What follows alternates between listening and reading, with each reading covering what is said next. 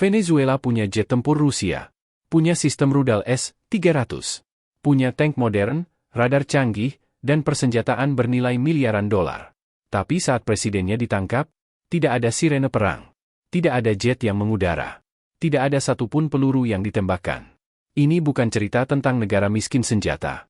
Ini cerita tentang militer yang memilih diam saat pemimpinnya diambil begitu saja. Pertanyaannya bukan, siapa yang paling kuat? Pertanyaannya, kenapa kekuatan itu tidak pernah digunakan? Pertanyaannya bukan, kenapa Amerika begitu kuat? Dunia sudah tahu jawabannya. Pertanyaannya adalah, kenapa militer Venezuela memilih diam? Kenapa angkatan bersenjata yang punya jet tempur, rudal jarak jauh, dan tank modern tidak melakukan apapun saat presidennya ditangkap? Di episode ini, kita akan bongkar secara militer dan strategis. Kenapa Van tidak bereaksi? Apakah mereka benar-benar kalah teknologi? Atau justru, mereka punya senjata, tapi tidak punya niat untuk bertempur? Untuk memahami apa yang sebenarnya terjadi, kita perlu luruskan satu hal sejak awal. Penangkapan Nicolas Maduro bukan perang terbuka. Tidak ada invasi besar-besaran. Tidak ada pengerahan pasukan skala nasional. Dan tidak ada deklarasi perang. Ini adalah operasi cepat, sangat terfokus, dengan satu target utama, kepemimpinan negara. Pada hari itu, kita tidak melihat sistem pertahanan udara Venezuela diaktifkan. Tidak ada jet tempur yang scramble. Tidak ada pengerahan tank ke jalanan Caracas. Dan yang paling penting, tidak ada perlawanan besar dari angkatan bersenjata Venezuela, Van. Negara yang selama ini dikenal siap menghadapi intervensi asing, justru terlihat diam. Karena yang terjadi sebenarnya bukan invasi. Ini adalah operasi pemenggalan kepemimpinan. Pertama, kita harus sepakat pada satu fakta penting. Venezuela bukan negara miskin senjata. Angkatan bersenjata Venezuela, Van, selama 2 dekade terakhir berinvestasi besar-besaran pada persenjataan modern, terutama dari Rusia dan Cina. Di udara, Venezuela mengoperasikan Su-30 Mk2, jet tempur generasi 4 buatan Rusia. Ini bukan pesawat simbolik.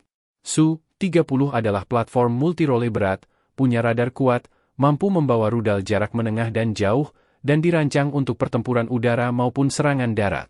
Di darat dan pertahanan udara, Venezuela memiliki sistem S-300VM Ante-2500, salah satu varian S-300 yang secara teori mampu menghadapi pesawat tempur, drone, bahkan rudal balistik jarak pendek. Selain itu, mereka juga mengoperasikan Buk M2, sistem rudal jarak menengah yang sering disebut sebagai tulang punggung pertahanan udara taktis Rusia. Untuk kekuatan darat, Van memiliki tank T-72B1, tank tempur utama dengan perlindungan lapis baja reaktif dan daya tembak yang masih relevan dalam konflik modern. Belum termasuk kendaraan lapis baja, artileri roket, dan sistem pertahanan titik lainnya. Semua ini diperkuat oleh jaringan radar buatan Rusia dan Cina, yang secara teori memberi Venezuela kemampuan deteksi dini terhadap ancaman udara dan pergerakan musuh. Jika kita bicara angka, nilai total alutsista ini mencapai puluhan miliar dolar. Ini bukan koleksi senjata simbolik untuk parade. Di atas kertas, ini adalah arsenal negara yang siap bertahan dari agresi eksternal. Namun masalahnya bukan di atas kertas. Karena saat presidennya ditangkap, jet-jet itu tidak mengudara, rudal-rudal itu tidak aktif, tank-tank itu tetap diam di garasi. Dan di titik inilah kita harus jujur secara militer. Masalah Venezuela bukan tidak punya senjata. Masalahnya, senjata itu tidak hidup. Di dunia militer modern, ada satu kesalahpahaman besar yang sering terjadi. Kita mengira senjata mahal otomatis berarti kesiapan tempur tinggi. Faktanya, itu tidak selalu benar. Dan Venezuela adalah contoh paling telanjang dari realita itu. Pertama, kita bicara soal krisis ekonomi. Selama bertahun-tahun, ekonomi Venezuela tertekan berat. Dampaknya langsung terasa ke militer, terutama di udara.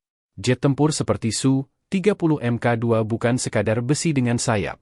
Ia membutuhkan jam terbang rutin, latihan tempur berkelanjutan, dan bahan bakar dalam jumlah besar. Tanpa itu, pilot kehilangan refleks tempur.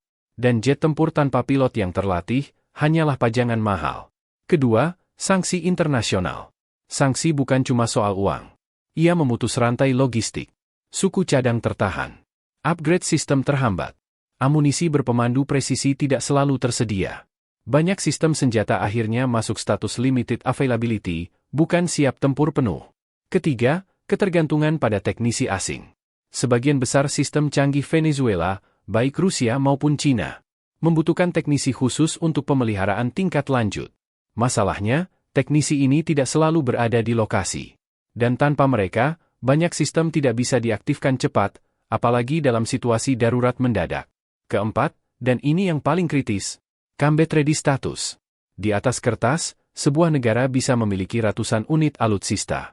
Tapi dalam realita militer, yang dihitung bukan jumlah total, melainkan berapa yang siap digunakan saat ini, hari ini, sekarang.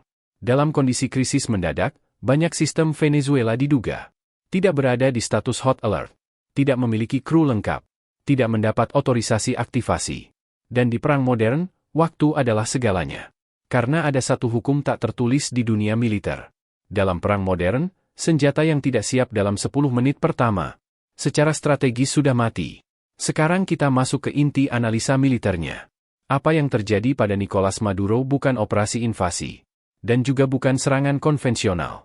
Ini adalah apa yang dalam doktrin militer modern disebut sebagai decapitation strike, operasi pemenggalan kepemimpinan. Ciri utamanya ada 4.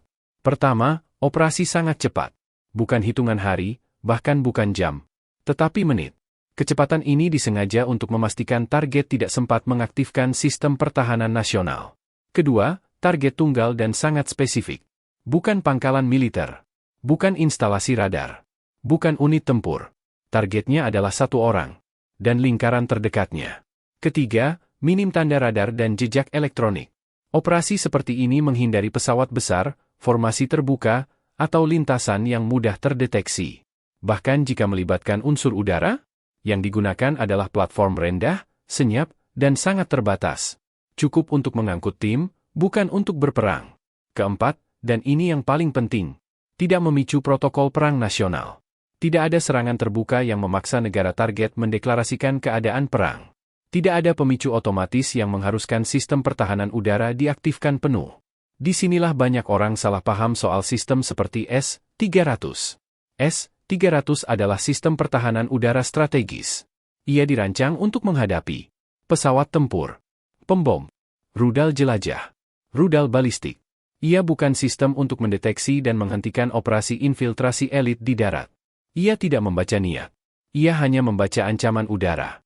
Karena itu, pertahanan udara bukan pertahanan kepemimpinan. Melindungi negara dari serangan udara besar tidak sama dengan melindungi pemimpin dari operasi khusus yang presisi. Dan inilah kunci dari seluruh kejadian ini. Sistem pertahanan negara dibuat untuk perang. Penangkapan ini dirancang agar perang tidak pernah dimulai. Kalau kita singkirkan semua teknis senjata, radar, dan sistem pertahanan, maka kita sampai pada faktor paling menentukan dalam setiap konflik bersenjata. Rantai komando. Dan disinilah Angkatan Bersenjata Venezuela, FARC, benar-benar gagal bereaksi. FARC adalah militer yang sangat terpolitisasi. Selama bertahun-tahun, promosi, jabatan, dan akses kekuasaan tidak ditentukan murni oleh profesionalisme militer, tetapi oleh kedekatan politik. Akibatnya, loyalitas banyak jenderal bersifat transaksional. Bukan loyalitas ideologis, bukan loyalitas konstitusional, melainkan loyalitas yang bergantung pada siapa yang masih berkuasa, dan siapa yang tampak akan bertahan. Masalahnya, banyak perwira tinggi FARC juga berada di bawah sanksi internasional. Aset dibekukan, mobilitas dibatasi. Nama mereka tercatat dalam daftar pengawasan global. Dalam situasi seperti itu, satu keputusan salah bisa berarti kehilangan segalanya. Dan ketika operasi penangkapan terjadi, ada beberapa skenario yang sangat masuk akal secara militer. Skenario pertama, perintah tidak pernah keluar. Rantai komando di tingkat atas terputus sebelum sempat bereaksi. Skenario kedua, perintah sengaja ditahan. Bukan karena tidak mampu, tetapi karena menunggu, menimbang, dan menghitung risiko pribadi. Skenario ketiga, dan ini yang paling sensitif, ada kesepakatan diam-diam. Tidak tertulis, tidak diumumkan, tapi cukup dipahami oleh mereka yang berada di lingkar kekuasaan. Dalam dunia militer, ini bukan hal asing. Kadang, diam adalah bentuk keputusan. Karena ada satu hukum yang tidak pernah berubah di semua angkatan bersenjata. Tanpa perintah, tentara tidak akan menembak. Dan di Venezuela, perintah itu tidak pernah datang. Dan ketika perintah tidak datang, senjata sehebat apapun tidak akan pernah digunakan. Sekarang kita lihat keputusan Van dari sudut pandang yang paling dingin. Kalkulasi geopolitik militer. Bagi banyak orang, diamnya militer terlihat seperti kelemahan. Tapi bagi perwira tinggi, ini adalah soal hitung-hitungan strategis. Karena bagi Van, satu tembakan saja bisa mengubah segalanya. Melawan operasi penangkapan berarti satu hal. Eskalasi langsung dengan Amerika Serikat. Dan eskalasi dengan AS bukan konflik terbatas. Itu bukan perang simbolik. Itu adalah perang total. Di udara, di laut, di ruang siber, dan di ekonomi. Dalam skenario itu, infrastruktur militer Venezuela akan menjadi target utama. Pangkalan udara, sistem radar, depot amunisi, jalur logistik. Semua yang selama ini menjadi tulang punggung pertahanan negara, akan dihancurkan dalam waktu sangat singkat. Sekarang bandingkan dengan opsi kedua, diam. Dengan diam, rezim politik mungkin runtuh. Figur pemimpin bisa hilang. Tapi negara, sebagai entitas, masih berdiri. Militer masih utuh. Dan peluang bertahan jangka panjang masih ada. Inilah logika dingin yang sering tidak terlihat oleh publik. Bagi militer, ini bukan soal keberanian atau nasionalisme yang berapi-api. Ini soal memilih antara dua kerugian. Dan memastikan kerugian yang dipilih tidak mematikan negara. Karena pada akhirnya, bagi militer, ini bukan soal keberanian. Ini soal memilih kehancuran total, atau kerugian terbatas. Di titik ini, banyak orang bertanya, kemana Cina dan Rusia? Dua negara yang selama ini disebut sebagai sekutu strategis Venezuela. Dua kekuatan besar yang sama-sama berseberangan dengan Amerika Serikat. Jawabannya jelas, dan harus disampaikan apa adanya. Cina mengecam secara diplomatik. Pernyataan keras dikeluarkan. AS dituduh melanggar kedaulatan dan hukum internasional. Bahasa yang digunakan tegas, bahkan konfrontatif. Tapi berhenti sampai di situ. Tidak ada pengiriman pasukan. Tidak ada pengerahan aset militer. Tidak ada dukungan pertahanan udara. Dan tidak ada indikasi intervensi langsung. Hal yang sama berlaku untuk Rusia. Retorika politik ada. Sikap diplomatik disampaikan. Namun secara militer, tidak ada langkah nyata. Kenapa? Karena hubungan Venezuela dengan Cina dan Rusia bukan aliansi pertahanan kolektif. Tidak ada klausul seperti NATO. Tidak ada kewajiban saling membela jika terjadi konflik langsung. Bagi Beijing dan Moskow, Venezuela adalah mitra strategis, mitra ekonomi, mitra geopolitik simbolik, tetapi bukan garis merah yang layak memicu konflik langsung dengan Amerika Serikat. Cina berpikir soal stabilitas jangka panjang dan presiden global. Rusia berpikir soal prioritas konflik dan kapasitas militer yang terbatas.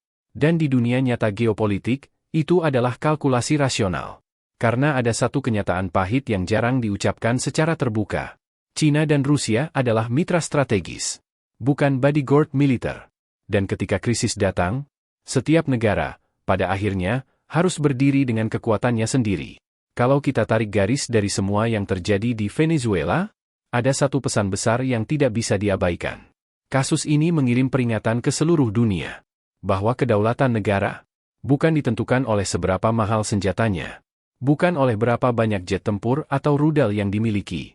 Tetapi oleh satu hal yang jauh lebih krusial. Siapa yang berani memberi perintah?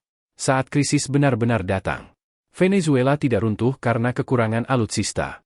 Ia goyah karena keputusan, atau ketiadaan keputusan. Di level tertinggi kekuasaan. Dan mungkin, itu adalah wajah perang modern hari ini. Kalau menurut kamu ini bukan sekadar soal militer, tapi soal politik global, kepentingan besar, dan perebutan kekuasaan. Tulis pendapat kamu di kolom komentar. Dan jangan lupa subscribe. Karena dunia tidak sedang menuju perang besar. Dunia sedang menuju perang yang bahkan tidak pernah diumumkan.